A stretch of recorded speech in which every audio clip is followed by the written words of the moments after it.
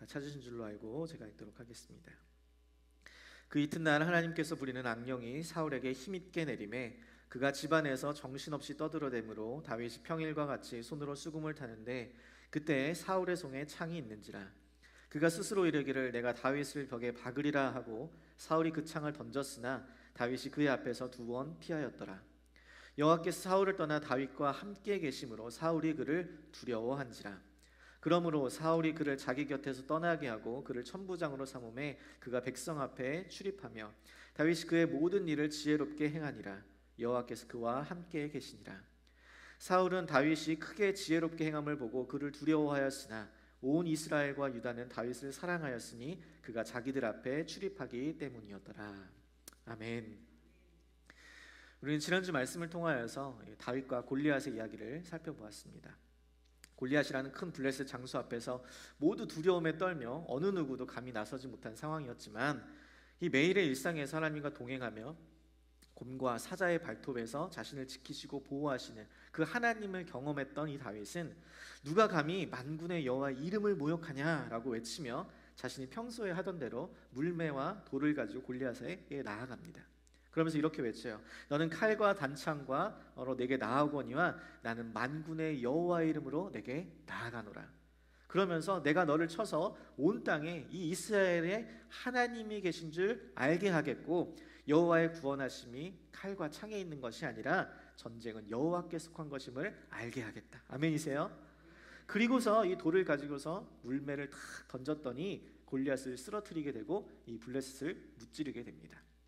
여기서 우리가 기억해야 할 것이 이스라엘 백성이 이 다윗을 대표자로 내세워서 골리앗을 쓰러뜨리고 아무 공로 없이 그 승리를 취한 것처럼 우리도 예수 그리스도를 우리의 대표자로 내세워서 죄라는 골리앗을 쓰러뜨리고 아무 공로 없이 승리를 취하게 된다는 것, 이것이 우리에게 은혜라는 사실을 배웠습니다. 예수 그리스도의 십자가를 통하여서 우리에게 베풀어진 하나님의 전적인 구원, 이 복음의 사실이 여러분 우리에게 은혜가 되는 것이에요. 저는 이 아무 공로 없이 우리에게 베풀어 주신 그 하나님의 은혜, 예수 그리스도의 십자가의 사랑에 감사할 수밖에 없더라고요. 여러분 우리에게 이 승리를 주시는 예수 그리스도를 날마다 붙잡고 사시기를 주님의 이름으로 간절히 축복합니다. 오늘은 이 지난주 이 다윗과 골리앗의 대결 이후의 이야기입니다. 골리앗을 쓰러뜨리고 블레셋을 무찌르고 이제 이스라엘을 구원한 다윗, 모두를 기뻐하고 그를 높이고 있을 때 이 상황이 불편했던 사람이 2사람이 있었을 것입니다. 그런데 그중 한 사람은 하나님이 기름 부으신 이 다윗을 사랑하고 그와 언약을 맺으며 친밀한 관계를 맺었던 반면 한 사람은 그 다윗을 미워하고 대적하는 관계를 맺게 됩니다. 저는 오늘 이 본문의 말씀을 통하여서 골리앗을 무찌르고 많은 사람들에게 높임을 받으며 하나님의 기름 부으신 왕으로서 세워져가는 이 다윗을 바라보는 2사람의 모습을 대조적으로 살펴보고자 합니다. 먼저 사무엘상 18장 1절의 말씀을 보겠습니다. 다윗이 사울에게 말하기를 마침에 요나단의 마음이 다윗의 마음과 하나가 되어 요나단이 그를 자기 생명같이 사랑하니라. 골리앗을 상대로 지금 위대한 승리를 거둔 다음에 지금 사울은 다윗을 부릅니다. 17장 마지막 부분에 보면 사울을 이 골리앗을 죽인 소년이 누구의 아들인지 3번이나 물어요. 누구의 아들인지. 그러니까 요즘 속된 말로 어디서 듣도 보지도 못한 잡것이라고 해서 듣보잡이라고 하죠. 이런 사람인 거예요. 다윗이라는 이름을 언급하지도 않고 아직 어린아이, 그런 소년이라고 부르면서 누구의 아들인지도 모르는 유명한 어떤 그런 족보의 자녀로, 그러지도 않은 그런 사람으로 그를 폄하하는 것으로 볼 때에 지금 전에 우리는 기억해야 돼요. 사울이 그때 사무엘을 대신하여서 제사를 드림으로 말미암아 사무엘이 이 사울에게 한 얘기가 있어요. 그게 뭐예요?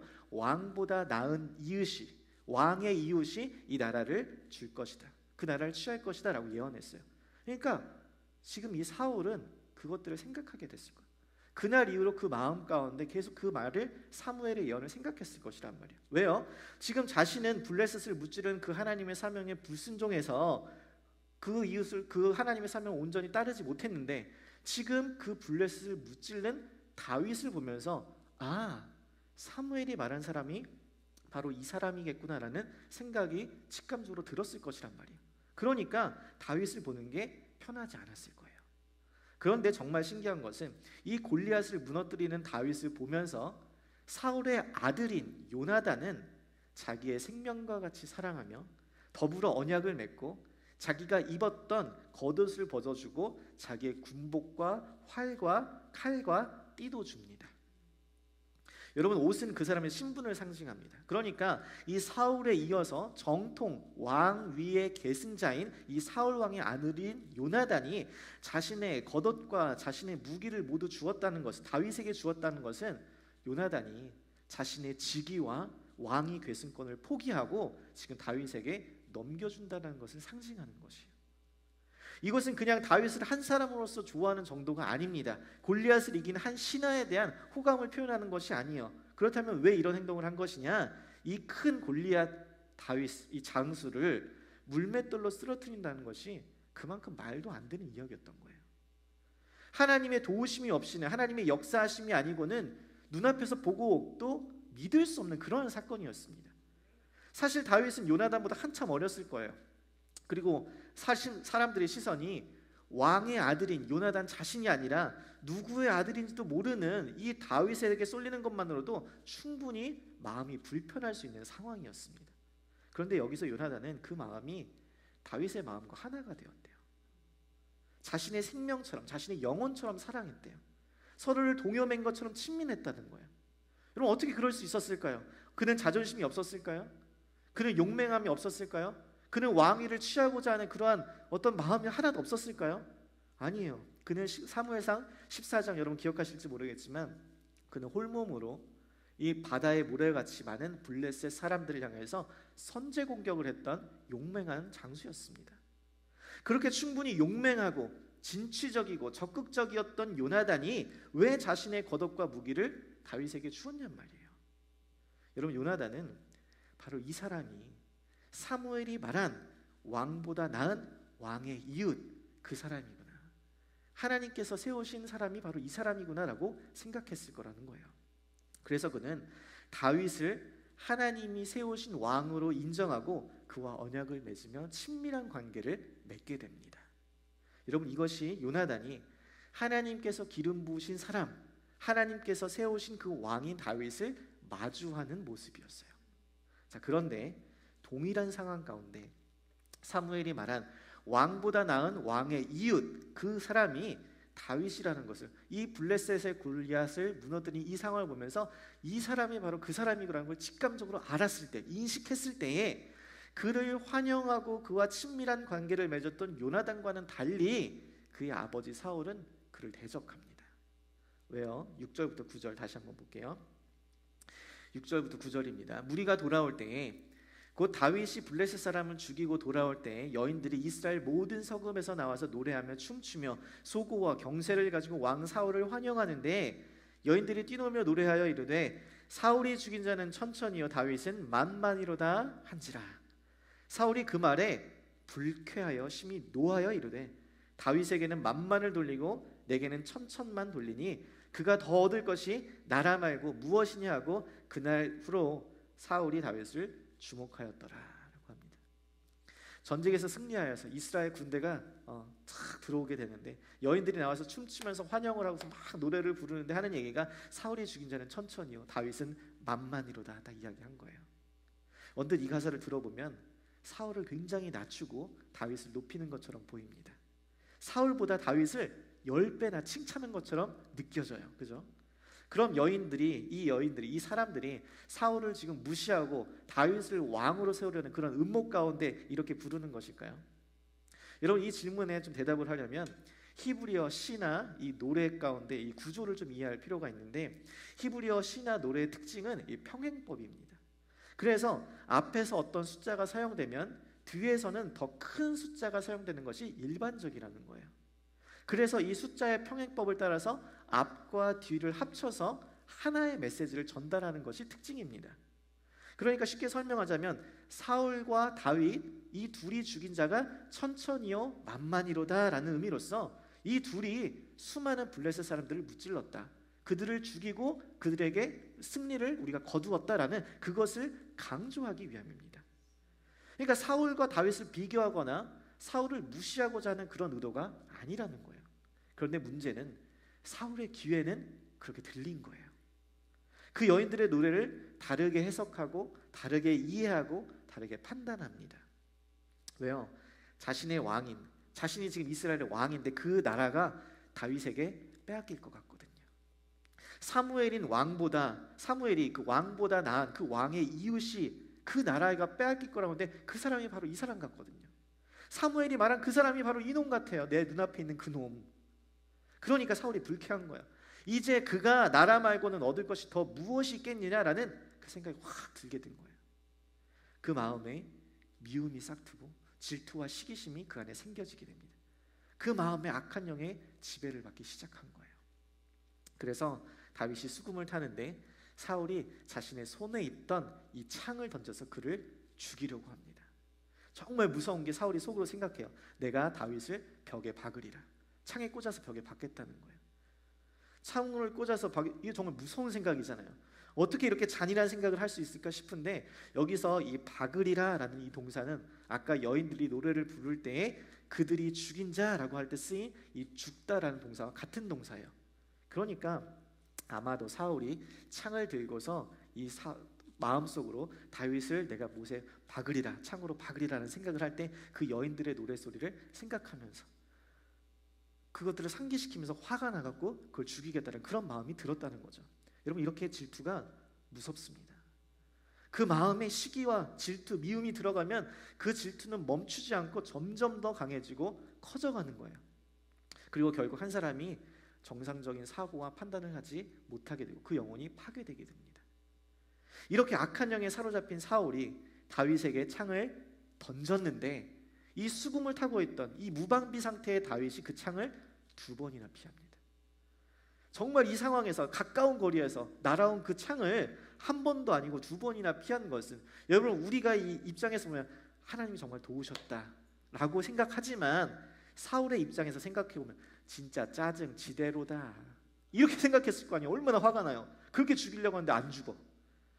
그 앞에서 2번이나 못 죽이니까. 그때 성경이 이렇게 기록합니다. 12절에 여호와께서 사울을 떠나 다윗과 함께 계심으로 사울이 그를 두려워한지라. 하나님께서 사울을 떠나셨고 다윗과 함께 하셨대요. 다윗은, 여러분, 우리가 생각해봐도 지금 이 모든 상황들을 봐도 하나님께서 그와 함께 하시는 것을 다윗이 깨닫고 있었을 것 같아요. 그죠? 곰과 사자의 발톱에서 항상 그를 구원하셨던 하나님, 그리고 골리앗과의 그 큰 대적과의 싸움에서도 그를 건지셨고 바로 앞에 그 창을 던지는 그 상황에서도 2번이나 살렸으니까 이 하나님의 도우심이 아니고는 그를 구원할 방법이 없었던 거예요. 이런 경험이 기름 부으신 자를 향한 하나님의 특별한 도우심이라는 생각이 그의 안에 있었을 것이고, 여러분, 이것이 나중에 훗날 사울을 죽일 기회가 2번이나 있었는데도 불구하고 살려둔 이유가 아니었을까요? 여러분, 그런데 이렇게 하나님의 도우심을 경험하고 있었던 다윗과는 달리 사울은 계속 두려움에 휩싸여져 갑니다. 성경은 계속 사울이 계속 두려워한다, 다윗을 두려워한다라는 말이 계속 나와요. 다윗을 점점 미워하고 시기하게 됩니다. 그래서 어떻게 하냐? 사울이 다윗에게 이렇게 이야기합니다. 내 맞다를 줄 테니까 너는 나를 위해서 싸워라. 여호와의 이름으로 성전에 가서 싸워라 라고, 이 거룩한 전쟁을 하라 라고 이야기하지만 사실은 자신을 위해서 싸우라고 이야기하면서 그를 죽이려고 하는 마음이 있었던 거예요. 전쟁터에 나가서. 여러분, 그런데 사실 원래는 사울은 골리앗과 싸워서 이긴 다윗에게 먼저 그 딸을 주어야 됐습니다. 원래 그렇게 약속했었거든요. 그런데 지금까지도 주지 않다가 나를 위해서 계속 싸워라, 그러면 주겠다라고 해요. 왜 그렇게 이야기해요? 전쟁터에 나가서 내보낸 다음에 다윗이 그들의 손에 죽게 하려고. 그런데 다윗이 안 죽어요. 지독히 안 죽어요. 그렇게 죽이려고 하는데 안 죽어요. 블레셋과 싸워서 계속 이깁니다. 그러니까 맏딸을 다른 사람들에게 시집 보내는데 이번에는 자신의 또 다른 딸 미갈이 다윗을 사랑합니다. 그리고 자신의 딸을 빌미로 삼아서 다윗을 또 죽이려고 블레셋과 싸웠는데 포피를 100개를 벗겨오라는 거야. 100명을 죽여갖고 다 가져오라는 거야. 그런데 자기가 직접 죽일 수 없어서 그렇게 하는데 이번엔 다윗이 블레셋 100명을 죽여서 포피를 100개 하는 게 아니라 200명을 죽여 데리고 와요. 그러니까 충분히 그의 자격을 증명했던 것이죠. 그리고선 어쩔 수 없이 그 딸 미갈을 다윗에게 주게 됩니다. 그리고 오늘 28절 30절 말씀 이렇게 이야기해요. 여호와께서 다윗과 함께 계심을 사울이 보고 알았고. 여러분, 하나님이 함께 하시면 주변 사람들이 압니다. 사울의 딸 미갈도 그를 사랑한대요. 그리고선 사울이 다윗을 더욱 두려워하여서 평생에 다윗의 대적이 되니라. 블레셋 사람들의 방백들이 싸우러 나오면 그들이 나올 때마다 다윗이 사울의 모든 신하보다 더 지혜롭게 행하며 이에 그의 이름이 심히 귀하게 존귀하게 되었다라고 이야기합니다.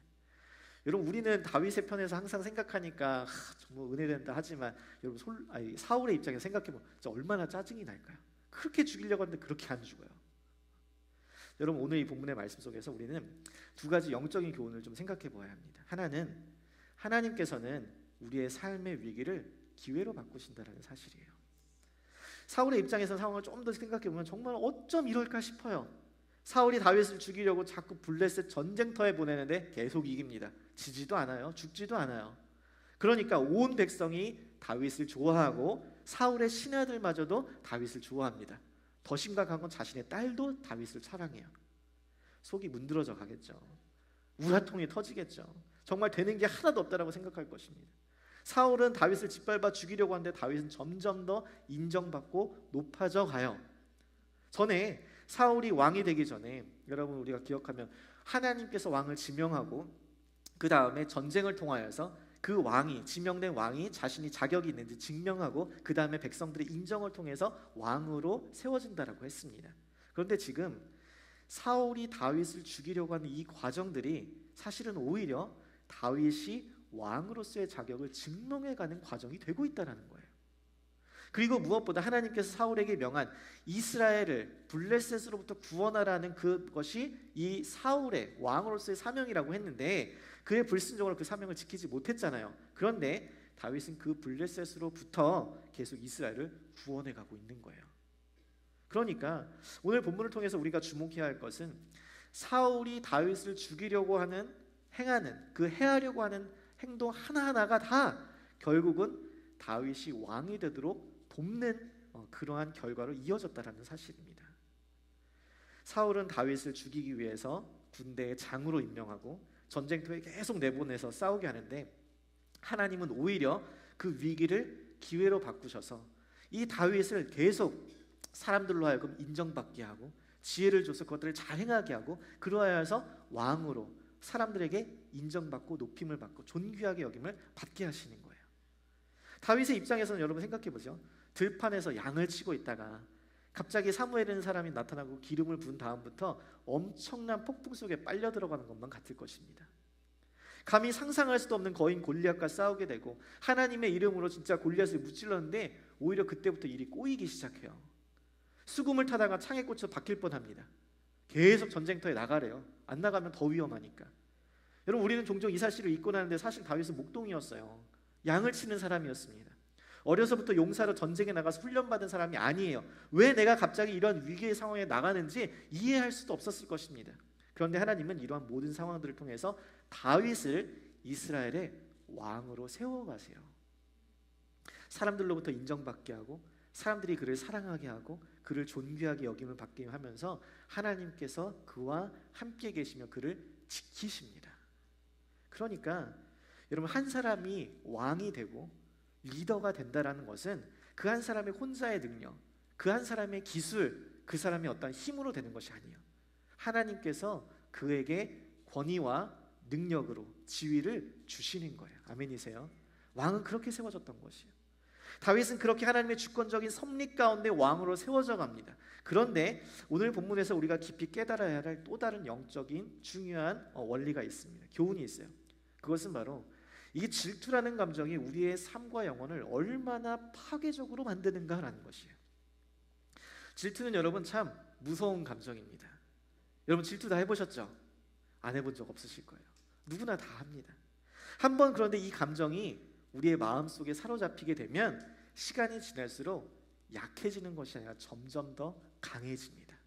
사라지지 않아요. 점점 더 강해져요. 그리고 결국 그 감정은 우리의 시선을 흐트러뜨리게 하고 그 사실을, 관계를 왜곡시키며 우리의 삶 가운데 하나님과의 관계 가운데 하나님의 뜻이 우리 가운데 이루어지는 것을 방해합니다.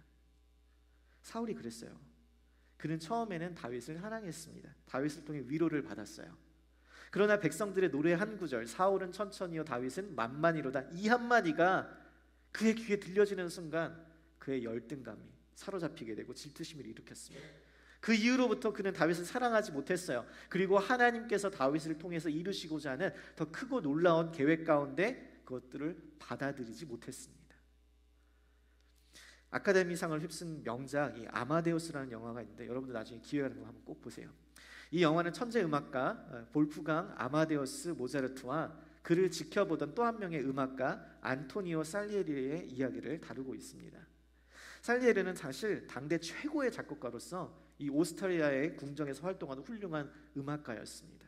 그러던 어느 날 자신이 평생 쌓았던 그 업적, 음악적인 업적을 훌쩍 뛰어넘는 천재 모차르트를 만나게 돼요. 그리고 그때부터 이 살리에리의 마음속에는 강한 질투심이 일어나기 시작한 거예요. 그리고 결국 그 감정을 다스리지를 못하고 이 모차르트를 죽이려고 하는 그런 음모에 빠지게 됩니다. 그러면 죽이고선 그가 평안했을까요? 아니에요. 그리하여서 결국 살리에리는 사람들에게도 떠나가고 음악으로부터 멀어지게 되고 결국 그의 질투가 그의 인생을 멸망하게 합니다. 여러분, 질투의 감정이 사로잡히면 누구든지 다 그럴 수 있어요. 사울도 그렇게 그의 인생이 파괴되어 갔고 우리도 그럴 수 있습니다. 그렇다면 우리는 이 질투의 감정이 들 때 어떻게 해야 할까요? 저는 오늘 이 본문의 말씀 가운데 요나단의 모습에서 그 힌트를 찾게 됩니다. 그는 하나님이 세우신 다윗을 인정해요. 오히려 자기의 것을 내어주면서 그를 사랑합니다. 우리는 우리가 누군가를 미워하면 그 사람을 죽일 수 있을 거다라고 생각을 하는데 여러분, 죽는 것은 그 사람이 아니라 내 영혼이 죽습니다. 바로 우리 자신이 죽어요. 미움을 당하는 그 사람이 죽는 것이 아니라 미움의 감정에 사로잡힌 내 자신이, 내 영혼이 파괴된다는 거예요. 그래서 질투의 감정이 생겼을 때 그 사람을 미워하는 죄악으로 나의 영혼이 파괴되지 않도록 내 마음의 생각과 내 마음의 감정을 지키는 것이 너무너무나 중요합니다. 옛날 영국 런던에 아주 유명한 목사님 세 분이 계셨는데 한 분은 F.B. 마이어라는 분이고 또 한 명은 기독교 역사상 가장 유명한 설교가라고 하는 침례교회 이 스펄전 목사님이고 또 하나는 웨스터민스터 교회 캠벨 몰건이라는 목사님이었습니다. 이 세 분 중에서 이 몰건이라는 목사님이 잠시 미국에서 사역하다가 이 영국으로 돌아와서 웨스터민스터 교회를 담임하게 되었는데 그때 이 마이어 목사님이라는 분이 이런 고백을 했습니다. 몰건 목사님이 미국에 있을 때는 기도하기를 좋아했대요. 거기 있으니까 계속 중보기도하며 같이 교회를 위해서 나라를 위해서 계속 기도했대요. 그런데 이 목사님이 같은 도시에 런던에 와서 목회를 하기 시작하니까 그를 위해서 기도하지 않게 되더래요. 그래서 마이어 목사님은 기도를 했습니다. 하나님, 제 마음속에서 이 시기와 질투의 마음을 없애주옵소서. 자기도 거기서 목회하니까 그러고 싶을 거 아니에요. 그런데 사람들이 자꾸 저기에 모이니까 마음이 어려웠던 거예요. 누구나 그럴 수 있을 것 같죠, 그죠? 그런데 그때 하나님께서 계속 기도를 하는데 이 시기의 마음이 안 없어지더래요, 이 목사님이. 그랬을 것 같아요. 그런데 그때 하나님께서 마이어 목사님에게 이런 음성을 들려주셨대요. 내 기도를 바꾸어라. 질투를 없애달라고 기도하지 말고 그들을 축복하면서 기도해라라고 했다. 진짜 어려운 기도죠, 그죠? 진짜로. 그런데 이 목사님이 정말 그 말씀에 따라서 기도했대요. 축복하면서. 하나님, 스펄전 목사님과 캠벨 몰건 목사님의 교회를 축복해 주셔서 사람들이 그 성전에 가득 채워지게 하여 주시고 들어갈 자리가 없거든 그때 우리 교회로 좀 보내주옵소서. 여러분, 그런데 그 후로 이 세 분은 아름답게 주를 위해서 그 도시에서 사역했으며 이 세 교회가 다 함께 성장했다고 합니다. 아멘이세요? 여러분, 질투의 감정으로 미움을 선택하지 마시고 사랑의 감정으로 축복을 선택하십시오. 그러면 그 은혜가 모두에게 임하게 되는 것을 경험하게 될 줄 믿습니다. 말씀을 마무리하면 사랑하는 성도 여러분, 요나단은 이 하나님의 뜻을 분명히 보았습니다. 하나님께서 다윗을 세우셨다는 사실을 받아들였고 그는 기꺼이 자신의 갑옷과 무기를 내어주면서 자신의 자리를 내려놓고 다윗을 따랐어요. 요나단에게 중요한 것은 자신의 지위나 권력이 아니라 하나님이 세우신 일을 인정하고 그의 뜻에 기꺼이 동참하는 것이었습니다. 여러분, 그런데 반면 사울은 그러지 못했어요. 사울은 그 역시 하나님께서 이 다윗을 세우셨다는 것을 인식했었을 것입니다. 그런데 그는 끝까지 자신의 왕이 지위를 포기하지 못했고 하나님의 뜻을 거스리며 다윗을 죽이려 했습니다. 요나단과 사울 이 두 사람의 극명하게 다른 반응은 우리에게 중요한 질문을 던져주는 거예요. 저는 이 요나단과 사울의 이 대조되는 모습을 통하여서 우리는 과연 어떻게 할까라는 질문을 던져지게 되는 거예요. 우리는 지금 다윗의 자손으로 오신 예수 그리스도 그 왕을 어떻게 마주하고 있냐라는 것이에요. 요나단처럼 그분을 왕으로 인정하고 그분 앞에 모든 것을 내려놓고 그분을 따르고 있는가, 아니면 사울처럼 내 자신을 지키기 위해 그분의 다스림을 거절하고 있는가. 여러분, 우리는 우리의 진정한 왕이신 예수님 앞에 우리가 붙들고 있는 우리의 소유, 우리의 명예, 우리의 계획, 내 고집과 자존심을 다 내려놓고 그분을 사랑하고 그분을 따라가며 그분과 친밀한 관계를 맺어야 할 줄 믿습니다. 그분과의 친밀한 관계 속에서 그분을 신뢰하고 그분을 인정하는 삶, 그 삶이 바로 왕이신 하나님, 그 예수 그리스도를 마주하는 우리들의 삶의 자세가 되어야 한다는 것이에요. 저는 사랑하는 우리 성도님들이 우리의 진정한 왕이신 예수 그리스도를 우리의 왕으로 모시고 그분을 인정하고 그분의 계획 가운데 함께 따라가며 아름다운 주님과의 사역에 동참하는 저와 여러분의 삶이 되기를 간절히 소망합니다. 이 시간